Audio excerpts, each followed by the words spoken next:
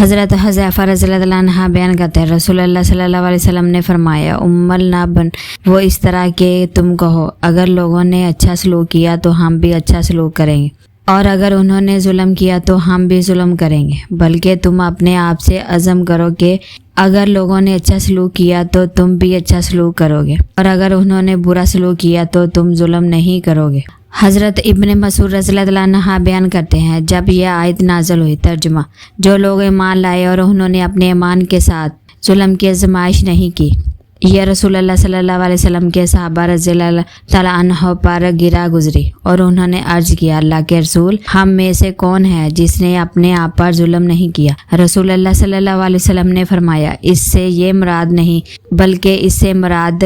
شرک ہے۔ کیا تم نے لقمان علیہ السلام کا قول نہیں سنا جو انہوں نے اپنے بیٹے سے کہا بیٹا اللہ کے ساتھ شرک نہ کرنا کیونکہ شرک ظلم عظیم ہے۔ ایک دوسری روایت میں ہے ایسا نہیں جو تم گمان کرتے ہو، یہ تو وہ ہے جسے لقمان علیہ السلام نے اپنے بیٹے سے فرمایا تھا۔ حضرت ابو سعید خضری رضی اللہ عنہ رسول اللہ صلی اللہ علیہ وسلم سے روایت کرتے ہیں آپ صلی اللہ علیہ وسلم نے فرمایا تم میں سے جو شخص برائی دیکھے تو وہ اسے اپنے ہاتھ سے بدل دے، اگر وہ طاقت نہ رکھے تو پھر اپنی زبان سے، اگر وہ اس کی بھی حیثیت نہ رکھے تو پھر اپنے دل سے بدلنے کے لیے منصوبہ بندی کرے اور اس سے نفرت رکھے، اور یہ ایمان کا کمزور ترین درجہ ہے۔ حضرت نعیم بن بشیر رضی اللہ عنہ بیان کرتے ہیں رسول اللہ صلی اللہ علیہ وسلم نے فرمایا اللہ کی حد قائم کرنے میں سستی کرنے والے اور ان میں مبتلا ہونے والے شخص کی مثال اس قوم کی مثال ہے جنہوں نے ایک کشتی میں سوار ہونے کے متعلق قرآن اندازی کی تو ان میں سے بعض اس کی نچلی منزل پر اور بعض بائی منزل پر بیٹھ گئے۔ جو نچلی منزل میں تھے وہ پانی لینے کے لیے بلائی منزل والوں کے اوپر سے گزرتے جس سے اوپر والے تکلیف محسوس کرتے، لہٰذا نیچے منزل والوں نے کلہاڑا پکڑا اور کشتی کے نیچے حصے میں سوراخ کرنے لگے۔ اچانک اوپر والے ان کے پاس آئے اور پوچھا تمہیں کیا ہوا؟ انہوں نے جواب دیا کہ ہمارے اوپر جانے سے تمہیں تکلیف ہوتی ہے اور پانی بھی ہماری مجبوری ہے۔ اگر اوپر والوں نے اس کے ہاتھ روک لیے تو وہ اسے بھی بچا لیں گے اور اپنے آپ کو بھی بچا لیں گے، اور اگر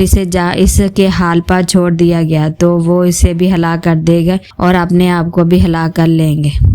حضرت اسامہ بن زید رضی اللہ عنہ بیان کرتے ہیں رسول اللہ صلی اللہ علیہ وسلم نے فرمایا روز قیامت ایک آدمی لایا جائے گا اور اسے جہنم میں ڈال دیا جائے گا، اس کی انتڑیاں آگ میں نکل آئیں گی، وہ ان کے گرد اس طرح چکر لگائے گا جس طرح گدھا چکی کے گرد چکر لگاتا ہے۔ جہنمی اس میں جمع ہو جائیں گے اور اس سے دریافت کریں گے اے فلاں تمہیں کیا ہوا؟ کیا تم ہمیں نیکی کرنے کا حکم نہیں دیتا تھا اور ہمیں برائی کرنے سے نہیں روکتا تھا؟ وہ کہے گا میں تمہیں نیکی کا حکم دیتا تھا لیکن خود نیکی نہیں کرتا تھا، اور میں تمہیں برائی سے روکتا تھا اور خود اس کا ارتکاب کرتا تھا۔